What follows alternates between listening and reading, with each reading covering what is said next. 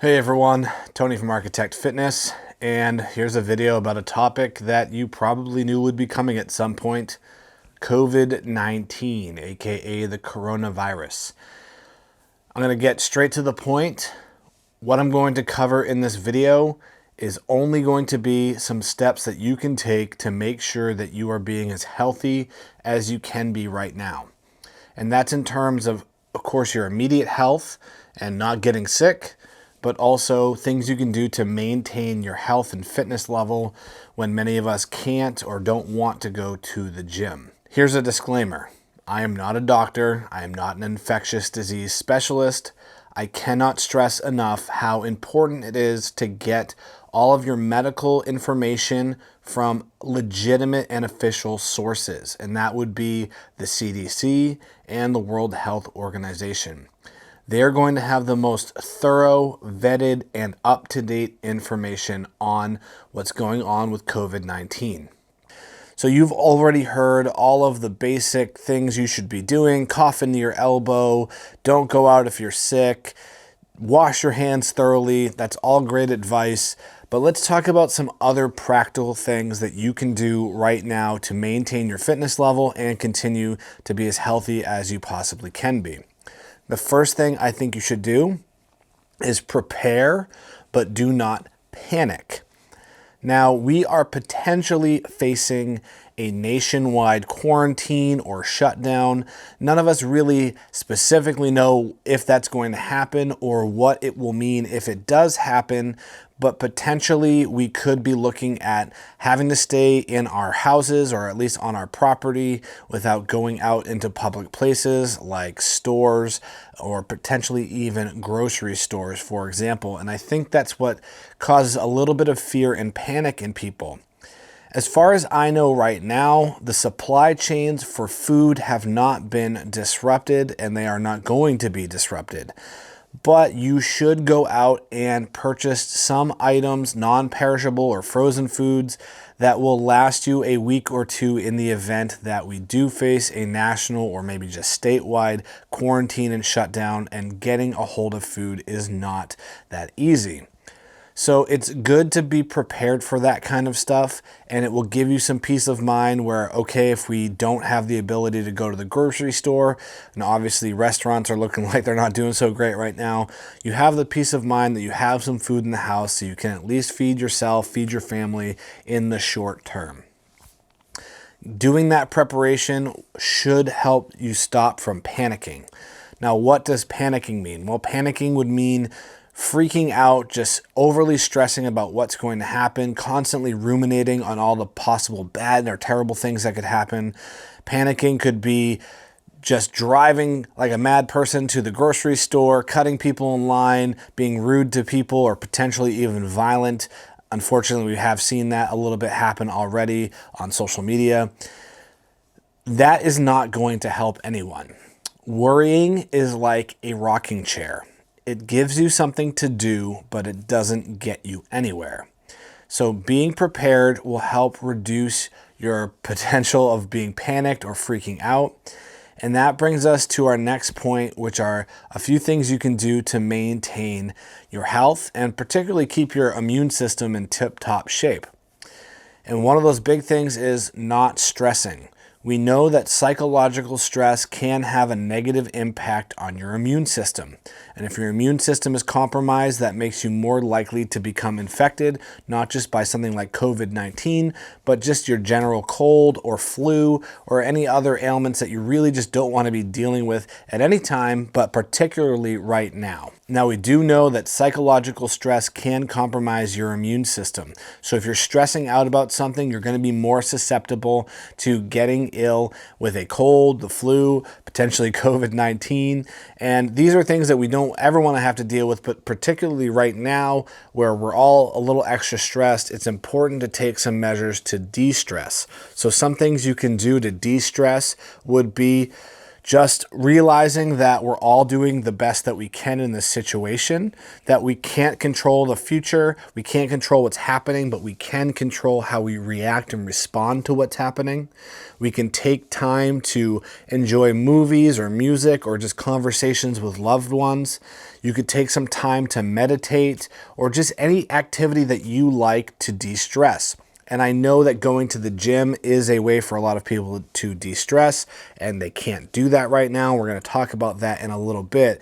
But just managing your stress levels will go a long way to keeping your immune system running well and just keeping you from getting run down and just worn out. Another great way to de-stress is to exercise. And I understand that a lot of us can't go to the gym right now, but that doesn't mean you have to stop exercising. Now, I think working out at a gym usually is better than working out at home. You have more variety of equipment, even compared to some of the best equipped home gyms.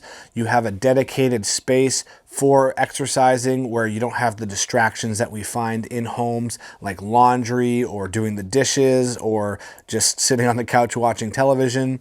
And of course, gyms usually have a great community aspect to them as well. And even if you aren't super engaged with the people that you're training with, usually just having other people around when you are exercising keeps you a little bit more motivated and honest with your program.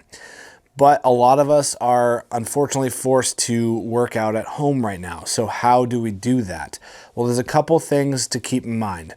Even though we really emphasize the importance of a well-crafted program at Architect Fitness, that doesn't mean that you have to be doing that specialized program all the time to get good results.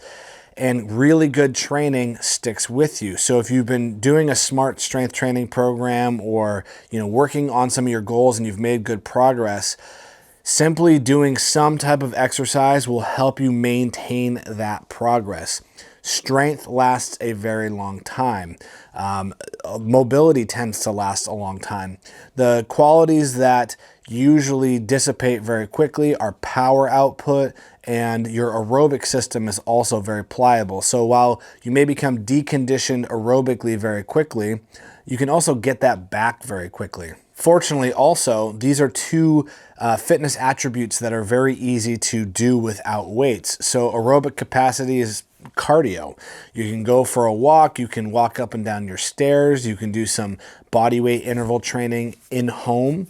And the same thing goes for power output. A lot of this is just jumping or plyometric type movements. So you have things like vertical jumps, ankle jumps, burpees, doing skipping or lateral shuffles. All of that stuff is going to help you maintain your power. And when it comes to exercise, literally something is better than nothing. So working out at home, you're going to want to focus mostly on body weight exercises if you don't have any home gym equipment available to you. And even though it's great to have equipment, there are hundreds of different body weight exercises, everything from advanced movements like pistols, for example, to very beginner-friendly exercises like basic body weight squats or wall sits. We've already put out a small program that has 2 workouts that are based completely on body weight training that require no equipment. However, we are going to be publishing a more fleshed out exercise menu of bodyweight exercises that you can choose movements from to create your own workouts. And we're also looking into possibly doing some live stream workouts where you can follow along with one of our coaches. But until then, you can also get creative with some household items.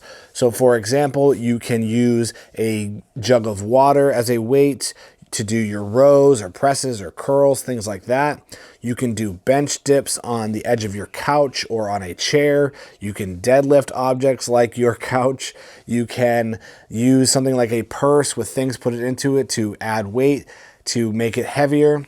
Another thing you can do is time your exercises rather than doing specific reps. So in a traditional program, we might do something like 3 sets of 10, where in a bodyweight program, it's probably going to be more challenging if you perform an exercise for maybe 30 seconds with only 30 seconds of rest in between each set, or you can superset different exercises together. So you do 1 set of squats, for example, followed by a set of planks. So doing exercises for time can make them more challenging rather than doing straight reps. The other thing you can do is slow down your movements, and we actually call this tempo training in the fitness world.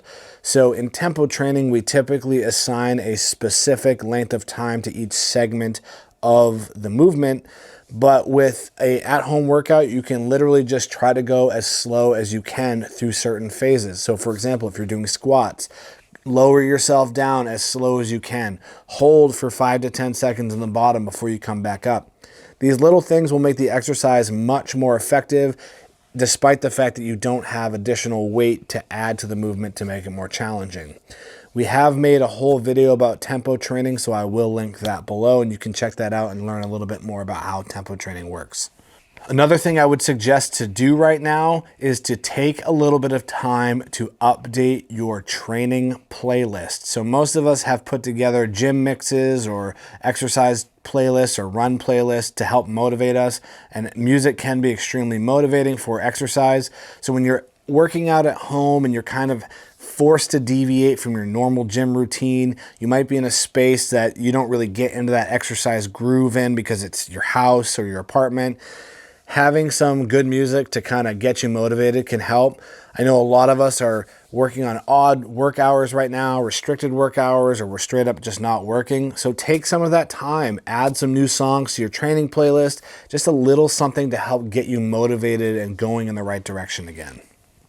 Okay, aside from de-stressing and exercise, another thing you can do to keep your health and fitness in a good spot and keep your immunity up is sleep. Sleep is the only time your body's really repairing its tissues and cells. So we know that good night's sleep can really help the immune system. And on the flip side of that, not getting enough sleep can really do a number on your immune system. I'm going to post some links again in the description where you can read some science about this stuff, but getting a good night's sleep is super important. I could make a whole hour-long video about sleep and all the things you should be doing to get better night's sleep, but some basic tips are no screen time 30 minutes before you go to bed. Try to keep your room cool and comfortable, and keep your room as dark as possible. So if you have dark or heavy shades, you can pull over the windows to keep the outside lights from the moon, or maybe a parking lot light if you're in an apartment building. Keeping those lights out from coming into the windows is really important. But another thing that people often don't think about is covering up small electronic lights. We all have a lot of LED type things in our bedrooms these days, whether it's chargers or maybe it's your smoke detector has a flashing light. Try to cover up those lights if you can. Sometimes just putting a piece of tape or draping a piece of clothing over some of those lights can help, and just keeping the room as dark as possible is going to help you get the best night's sleep. And of course, we recommend 8 or more hours, and that's going to help keep you in tip-top shape as far as your immune system is concerned. And last, it comes as no surprise, but another very important thing is nutrition, and we could break this down into a few different sections, but we're going to primarily talk about quantity but also quality. So first of all, overeating has a lot of negative impacts on our health. It can be a stress to our system. It can cause inflammation. And there's a lot of talk about intermittent fasting because of autophagy, which is basically just a fancy word for cell rejuvenation or cell repair. And science has shown that there's an increase in autophagy when you intermittent fast, but there's also an increase in autophagy when you eat at a slight calorie deficit. So just simply not overeating will go a long way to not overly stressing your body. And of course, when it comes to food quality, you want to be choosing mostly whole, unprocessed foods, and these are going to give you your best bang for the buck in terms of vitamins and minerals, which are all important for just having a healthy immune system and healthy body in general. So lastly, let's talk about supplementation. And unfortunately, during this pandemic, I've seen a lot of people in this industry trying to peddle different supplements. Some people just kind of inferring that it's going to help keep you safe. Other people just coming out and straight up saying this is going to stop COVID-19. Unfortunately, most of that is BS. There is very little evidence to support that taking vitamin supplementation or essential oils or all of these other products have a direct impact on immune health or particular diseases. Now, one of the challenges that all of us are facing with COVID-19 is it is a completely new disease that has not been seen in humans prior to December 2019, hence the name. COVID-19 falls under the category of the coronavirus family, but it is a new strain, hence the name novel coronavirus. We have never seen this virus before in humans prior to late 2019. So if anyone is trying to tell you that a particular supplement or product is going to work against it, that is speculation at best and probably bullshit at worst. There really just isn't enough data about this disease. However, there are some scientifically backed supplements that you can take that will help with either keeping your immune system healthy or that have worked well with other respiratory diseases in the past. Now, just because something worked with a different respiratory problem doesn't mean it's going to help with COVID-19, but here's the list of supplements that I would recommend taking, and it's not going to hurt you if you do. The first is vitamin C. Vitamin C has been shown to boost immune health and shorten the length of a cold. The next thing would be vitamin D. Vitamin D supplementation has been shown to help with some respiratory illness like the flu. And lastly, zinc lozenges. Zinc lozenges have been shown to help with the viral load that you sometimes get because a lot of these viruses sit in the throat or the nasal passage, and using a zinc lozenge kind of helps stop that virus from multiplying and then theoretically will shorten the length of your cold or illness or whatever you're going through. I cannot stress enough that none of the products that I just mentioned are specifically scientifically shown to have any effect on COVID-19. And I really cannot stress that enough. It's a completely new disease. There are no vaccines yet. There are no specific treatments yet. The only treatment for COVID-19 is supportive care. So in the meantime, just try to stay positive. We cannot control the future. We can only control how we respond to what happens. Keep that in mind. Spend time with your loved ones. Do the best you can to stay healthy. We are going to continue to put out content for you guys to help support you during this time. And if there's anything that you need from us, please let us know. We are going to be making some updates about how the gym is going to be functioning over the next couple weeks or possibly month. We're taking it day by day because what's happening is changing day by day. And I'm sure you've heard tons of people and businesses say that exact thing, but it's the truth. All of the small businesses that you love, whether you're local to us or you live somewhere else, all of those people are trying their best to make sense of this. We're small businesses. We can only do so much. And all of this is having a huge impact on all of our lives. So thank you so much for the support and trusting with us, your health and nutrition info. And that's it for right now, guys. I'll see y'all soon.